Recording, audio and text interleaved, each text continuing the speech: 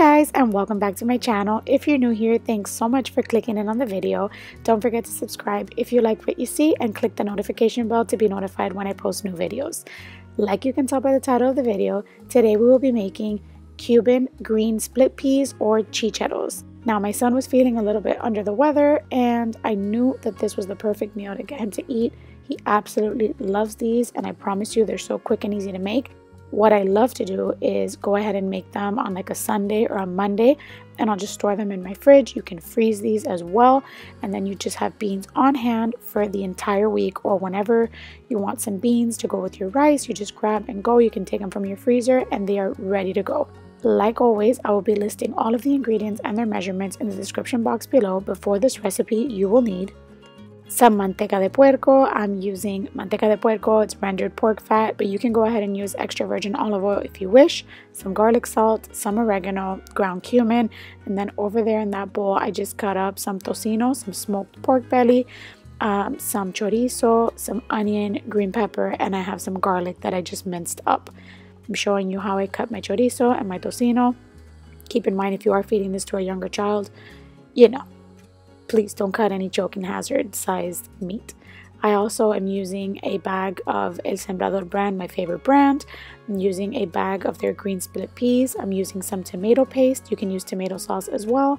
And I'm using a chicken bouillon packet as well as a Sazon Goya packet, the orange one. Surprise, surprise, if you're my subscriber, you know that I'm making these in the Ninja Foodie pot. Now, if you don't have a Ninja Foodie pressure cooker, you can go ahead and use your standard pressure cooker. You can go ahead and use an Instant Pot, up to you. All I'm going to do is turn it to my sear saute mode on medium-high heat, and I'm just going to throw in about that much of my pork fat. I know it looks like a lot, but guys, trust me, it's going to disappear because we're making an entire bag of beans and we are going to start sauteing our veggies and our meat, and we're going to make our sofrito. So first things first, we're just going to melt down this pork fat. It melts down in no time, and then we're going to go ahead and add in all our cut up veggies and our tocino and our chorizo. And all we're going to do is just move these around and get the onions nice and translucent, release all these flavors, all the oils from the meat, and this is our base. Do not skip this step. This is what's going to give your beans that intense, delicious flavor.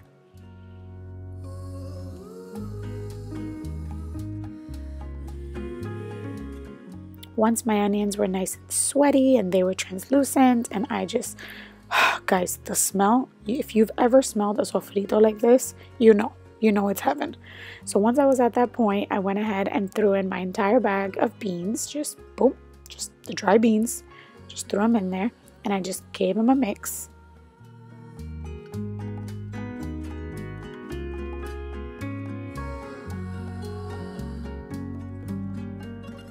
And then I just started seasoning and I added in my ground cumin. I just eyeball this. If you are an old subscriber of mine, you know that I eyeball this for the most part. So sorry guys, it's a habit, but it comes out perfect every time. I went ahead and added some garlic salt. If you don't have garlic salt, you can go ahead and use just regular salt and garlic powder. I also added in my chicken bouillon packet. If you don't have the packet and you just have like the loose powder, go ahead and use about a tablespoon. And if you don't have the packet or the loose powder, you can go ahead and use the cubes. Just use 1 cube. Go ahead and mix this up. And then I'm going to go ahead and add in my tomato paste. Now, if you have tomato sauce, that works well. Tomato paste is a little bit thicker, so this is optional. But if you'd like, you can go ahead and add a splash of red wine just to get all the flavors scraped up from the bottom of the pan and just to help break down that tomato paste. I didn't do this today because I just went straight ahead and added in my water. What I did was I turned off my sear saute mode and I added in 5 cups of water. So at this point, my pot was turned off. All I did was give everything a really, really nice mix.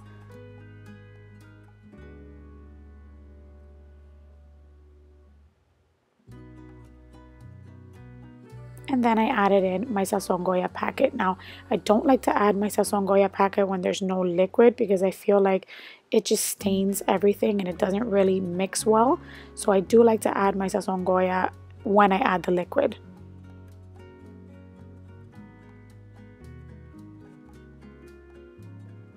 Once everything is nice and combined, I went ahead and put my pressure cooker lid on.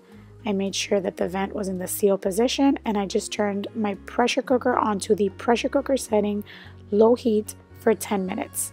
Now, after the 10 minutes, I let it sit for another 10 minutes, just natural pressure release, and then I went ahead and released the pressure on my own. So it cooked for a total of 20 minutes, 10 minutes on low pressure, and I went ahead and let it release the pressure on its own for 10 minutes. Once that red little safety valve went down, I knew that it was safe to open my pot. I went ahead and opened it, and the consistency was absolutely perfect for me.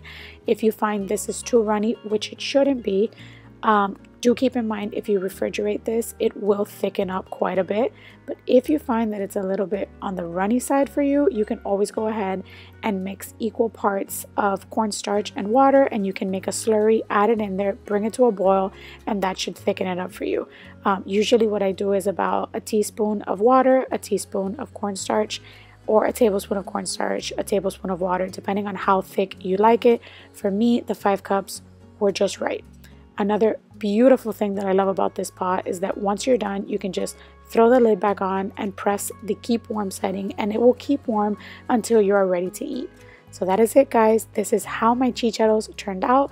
I really hope that you do give this recipe a try. If you do, don't forget to let me know in the comments below. Go ahead and serve these chicharos on top of some white rice, and you are good to go. Guys, this goes good with everything. Chicharos like this with white rice on its own, chicharos with some meat on the side. You are going to love this. Please let me know what you think of it. As always, guys, thank you so much for clicking on the video. Don't forget to give this video a thumbs up if you liked it, and click that subscribe button if you haven't done so already. FYI, if you don't follow me on Instagram, you totally should. I'm going to leave it right down here so you can go follow me there. I wish you all a wonderful week, and I will see you in the next video. Bye!